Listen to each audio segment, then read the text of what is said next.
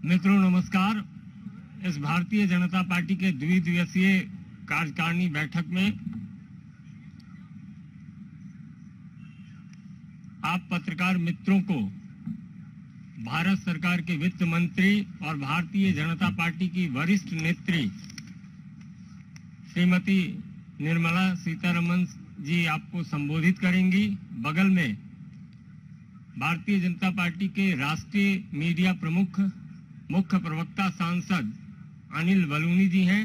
मेरा विनम्र निवेदन है माननीय सीतारमण जी से कि आपको संबोधित करें।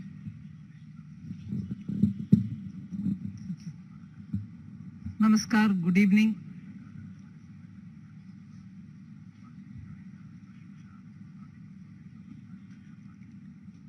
In this 2 days national executive,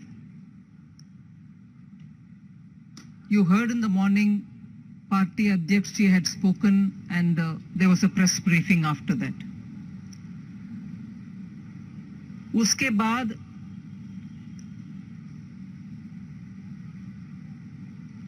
चार स्टेट्स का उनके अपने अपने पार्टी एक्टिविटीज को कैसे प्रोग्रेस हो रहा है उधर उसके ब्रीफिंग हुआ।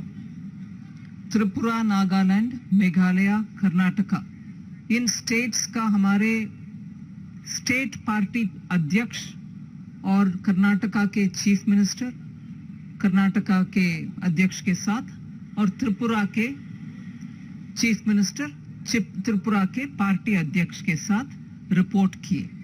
4 स्टेट से त्रिपुरा जहां चीफ मिनिस्टर और पार्टी लीडर, कर्नाटका जहां चीफ मिनिस्टर और पार्टी प्रेसिडेंट, और नागालैंड और मेघालय, चारों का स्टेट्स का रिपोर्टिंग हुआ। उसके बाद टी ब्रेक के साथ आधा पौना घंटे के बाद जब दोबारा सब मिले, पॉलिटिकल रेजोल्यूशन का चर्चा शुरू हुआ। मतलब पॉलिटिकल रेजोल्यूशन का प्रस्तावना किरण रिजिजू जो लॉ मिनिस्टर हैं वो प्रस्तावना रखे और उसको अनुमोदन करने के लिए deputy chief minister of Uttar Pradesh Keshav Prasad Maurya ji उसका अनुमोदन किए। साथ में दूसरे अनुमोदन भी हुआ deputy chief minister of Karnataka Govind Karjol ji, वो भी। एक प्रस्ताव किरण रिजिजू के द्वारा पॉलिटिकल रेजोल्यूशन और उसका अनुमोदन करने के लिए 2 डिप्टी चीफ मिनिस्टर्स, एक उत्तर प्रदेश का deputy chief minister Keshav Prasad Maurya जी और दूसरा गोविंद करजोल जो डिप्टी चीफ मिनिस्टर कर्नाटका। इस प्रस्ताव में एक बहुत अहम मुद्दा, एक्चुअली 9 मुद्दा डिटेल चर्चा हुआ ऑन 9 डिफरेंट इश्यूज। डिटेल चर्चा हुआ मतलब प्रस्तावना रखने वाला मंत्री किरण रिजिजू जी ही उसको डिटेल में उसके ऊपर बात किए 9 अंश को लेकर के। उसमें सबसे पहला मैं आपके सामने रखना चाहती हूं कि कैसे भारत के विपक्ष में बीजेपी और मुख्यतः प्रधानमंत्री जी के खिलाफ नेगेटिव कैंपेन करना और उसमें एकदम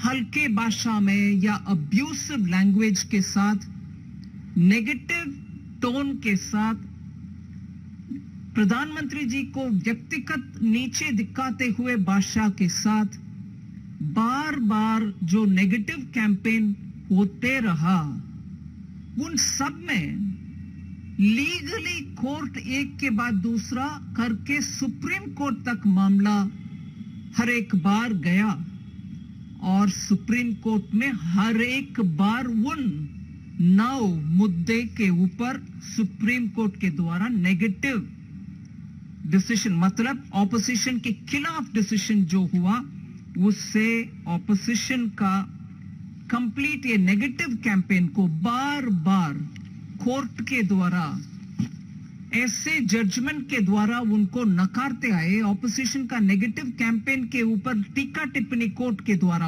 होते आए, क्रशिंग लीगल रिस्पॉन्स के द्वारा ऑपोजिशन को आज बेनकाब कर दिया, एक्सपोज कर दिया। वो 9 मुद्दे में सिर्फ आपको कोट कर रही हूं, जहां नेगेटिव प्रधानमंत्री जी के खिलाफ व्यक्तिगत अब्यूसिव लैंग्वेज के द्वारा नेगेटिव कैंपेन जो ऑपोजिशन बुनियाद आरोप लगाकर चला, उन सब में हर एक में कोर्ट के, सुप्रीम कोर्ट के द्वारा नकारते हुए ऑपोजिशन के टीका टिप्पणी हुआ है।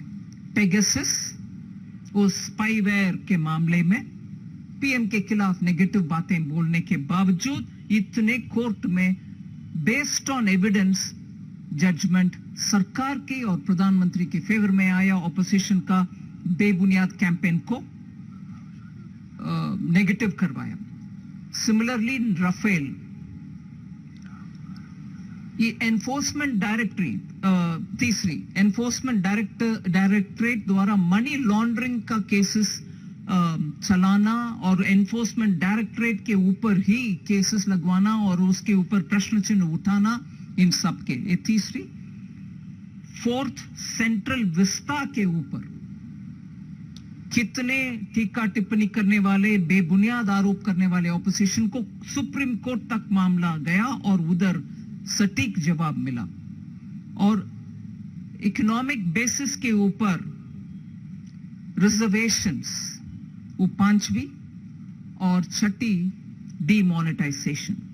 सो ऑपोजिशन हर बार पर्सनलाइज्ड कैंपेन और बेबुनियाद आरोप चलाते हुए आखिर जब मामला सुप्रीम कोर्ट तक गया, उनके बात साफ सुथरा हुआ।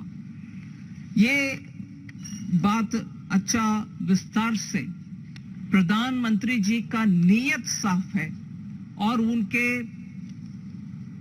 वर्चस्व ऐसे हैं, नॉन करप्ट लीडरशिप, देश के हित में काम करने वाले लीडरशिप, इसका एक बार अच्छा जिक्र हुआ और इसके ऊपर बातें हुई और प्रधानमंत्री जी को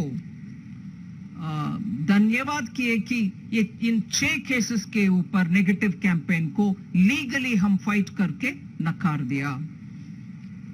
सो अगर उसको एक विषय मानते हैं, मैंने बोला ये इकोनॉमिक पॉलिटिकल प्रस्तावना में 9 विषयों के ऊपर बात हुआ, मैं जल्दी उसको आपके सामने रखते हूं।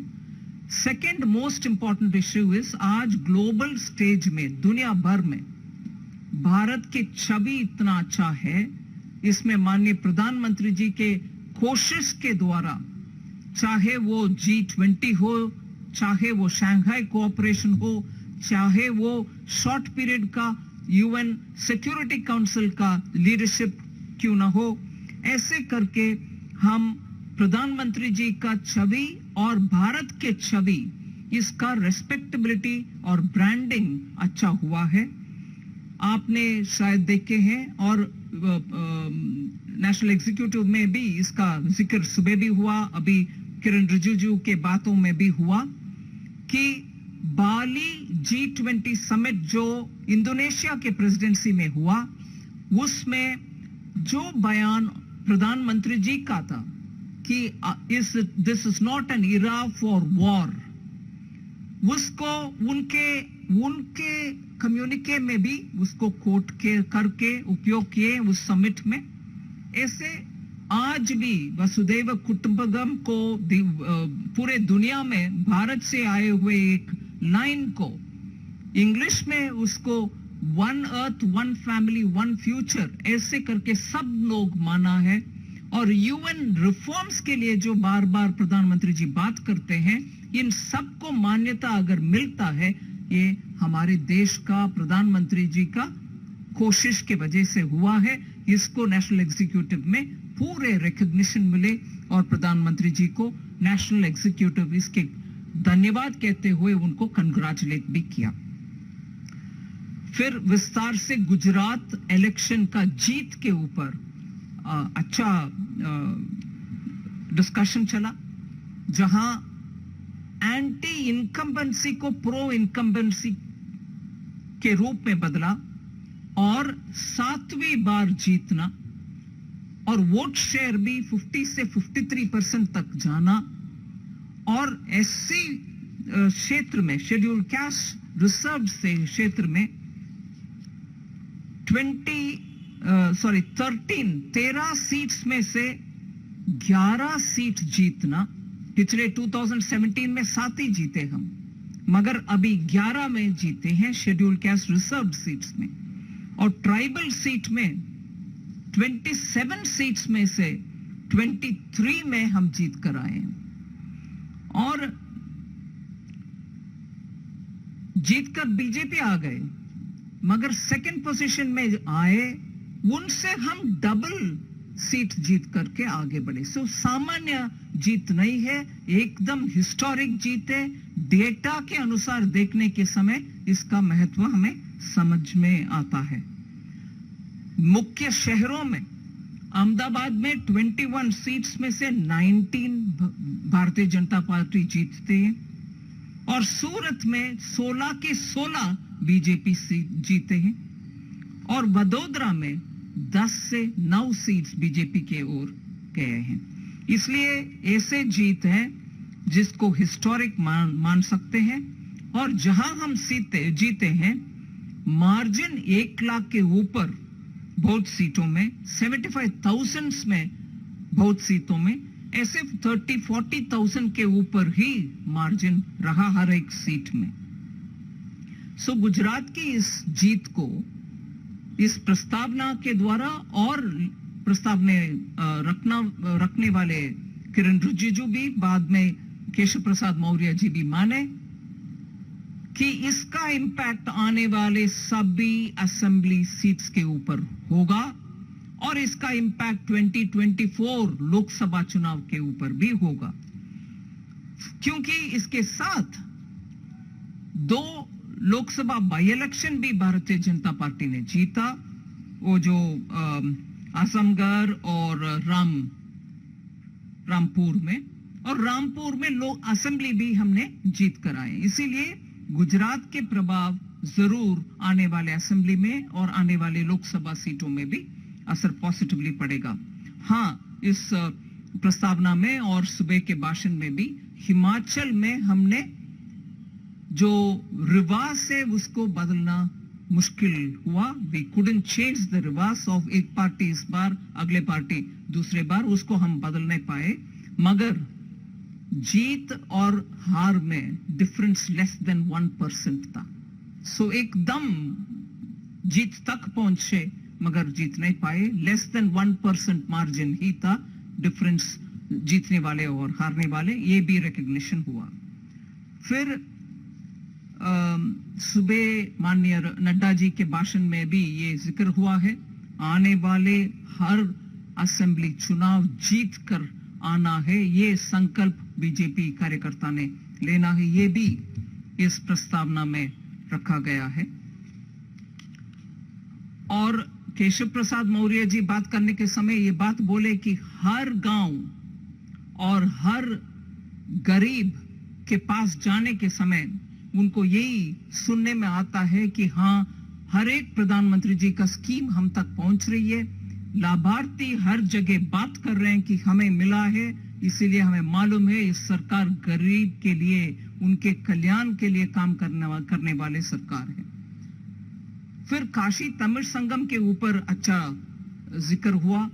सिर्फ तमिल जो आए थे काशी में उनके ऊपर असर नहीं पड़ा, उत्तर प्रदेश में भी इस कार्यक्रम का असर पड़ा है। और जब काशी तमिल संगम के विषय बात करने के समय प्रधानमंत्री जी का आध्यात्मिक और सांस्कृतिक विरासत को बढ़ाने में उनका रोल कैसे कंसिस्टेंट रहा, हर एक विषय के उदाहरण लेते हुए बात बोला गया है, चाहे वो काशी तमिल संगम हो, काशी विश्वनाथ कॉरिडोर हो, अयोध्या सुप्रीम कोर्ट के डिसीजन के बाद मगर उसमें भी तेजी से कैसे काम हो रहा है, और महाकालेश्वर उज्जैन में कैसे काम हो रहा है, और बुद्ध सर्किट कैसे उसका भी पुनरुत्थान हो रही है, और राम सर्किट का भी कैसे काम चल रही है। इन सब में से प्रधानमंत्री जी का कल्चरल एंड स्पिरिचुअल हमारे हेरिटेज को स्ट्रेंथन करने का उनके प्रयत्न के ऊपर भी बहुत अच्छा उनके ऊपर बधाई देने वाले बातें हुआ है। फिर ये हर घर तिरंगा वाले विषय में गए, उसमें भी टारगेट था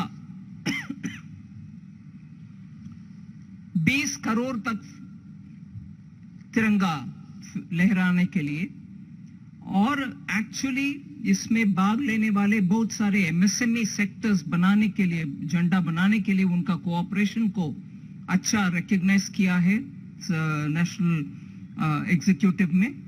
और टेक्सटाइल से जुड़े हुए बहुत सारे इंडस्ट्री भी सामने आए। 11 स्टेट्स में काम हुआ है झंडा बनाने के लिए, उन सबको धन्यवाद भी कहा गया है। जब 20 करोड़ झंडा फहराने के लिए टारगेट था, 30 करोड़ तक पहुंचा अचीवमेंट, आखिर 30 करोड़ तक झंडा लहराया गया। उसके लिए भी अच्छा सा उस कार्यक्रम के ऊपर प्रधानमंत्री जी का एक नया सा एक्सपेरिमेंट था कि देश को एकजुट करने में, देश का हमारे तिरंगा को ही दोबारा याद दिलाना आवश्यक है, करना चाहिए। ऐसे उनके आइडिया को अच्छा आगे ले गए। इसके लिए पेट्रियोटिज्म बिल्डअप हुआ नेशनल एग्जीक्यूटिव में, उसमें भी अच्छा रिकग्निशन किया गया है।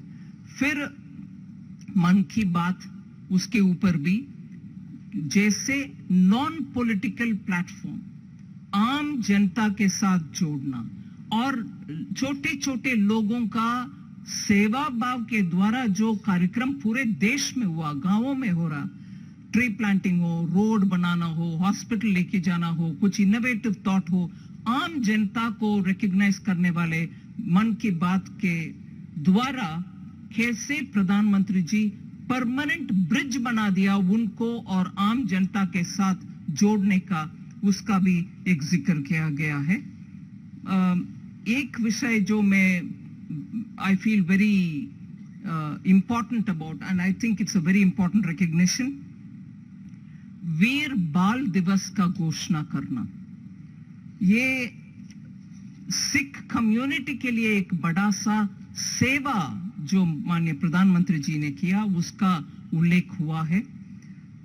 जहां इट वाज 9 जनवरी प्रकाश पर्व था दशम पीठा गुरु गोविंद सिंह जी का, उस समय ये घोषणा करना कि उनके सुपुत्र 2 आई थिंक साहिबजादे बाबा वीर जोरावर सिंह जी और बाबा वीर फतेह सिंह जी, दोनों गुरु गोविंद जी के सुपुत्र जो बलिदान हुआ उनको याद दिलाने के लिए दिसंबर 26 को शहीद वीर बाल दिवस मनाने का घोषणा जो माननीय प्रधानमंत्री जी ने किया, उसके ऊपर एकदम हर्ष, हैप्पीनेस व्यक्त हुआ और पूरे नेशनल एग्जीक्यूटिव में उसका बहुत ही अप्रिशिएट किए हैं। लास्टली जो पहला बोला गया बात कि पूरे दुनिया में आज माननीय प्रधानमंत्री जी के एफर्ट के द्वारा भारत की छवि और भारत का इमेज, और G20 हो, G7 हो, SCO हो, UN के रिफॉर्म रिलेटेड मैटर हो, भारत की ओर दुनिया आजकल देख रही है। और उनके लीडरशिप जैसे वॉइस ऑफ द साउथ, पूरे ग्लोबल साउथ का, अफ्रीका, लैटिन अमेरिका, आइलैंड देश, उन सबको इकट्ठा करके उनके वॉइस सुनने का और सुनकर उन बातों को G20 में जब हमारे प्रेसिडेंसी चलेगा इस साल, उसमें voice of the south Bharat बनेगी, ऐसे एक आइडिया के साथ उनके साथ जो चर्चा गोष्ठी हुआ उसका भी जिक्र हुआ और उसके लिए प्रधानमंत्री जी को धन्यवाद किए। और ये इलेक्शन के, स्टेट असेंबली इलेक्शन के विषय में अध्यक्ष जी नड्डा जी के सेवा और उनका अनटायरिंग एफर्ट्स के ऊपर भी बधाई दिया। लार्जली पॉलिटिकल रेजोल्यूशन यही है। एक एक करके कोई यतीन्द्र टीवी 18।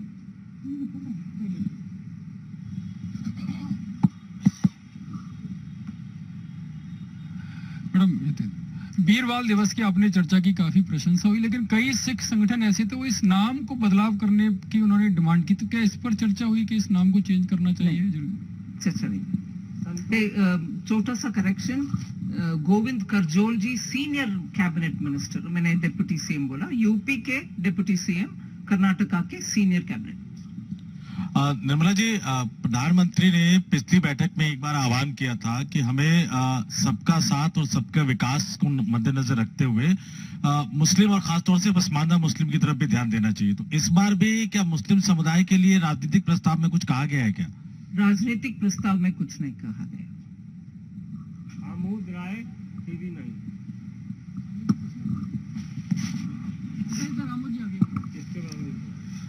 मैम, आपने कहा कि स्टेट इलेक्शन में नड्डा जी के एफर्ट को लेकर सराहना हुई, तो उनको अध्यक्षीय काल को विस्तार मिलना, उसमें भी कोई चर्चा हुई क्या? नहीं, राजनीतिक प्रस्ताव के द्वारा कुछ चर्चा नहीं।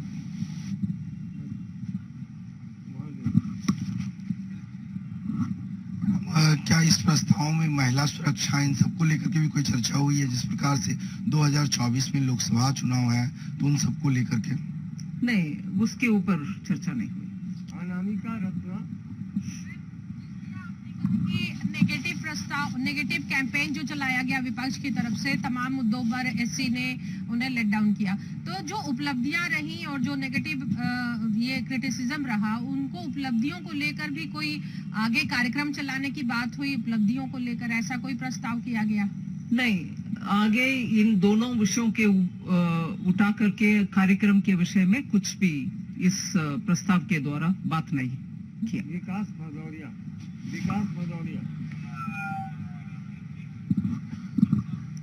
निर्मला जी, आपने कहा कि नेगेटिव कैंपेन में 6 पॉइंट गिनाए गए, लेकिन आजकल कांग्रेस एक नेगेटिव कैंपेन चला रही है जीएसटी को लेकर। अब से कुछ देर पहले फिर से एक बार राहुल गांधी ने ट्वीट करके कहा है कि जो जीएसटी है उसमें 65% योगदान गरीबों का है, 10% योगदान देश के बड़े उद्योगपतियों का है। तो इसको लेकर कोई बातचीत हुई?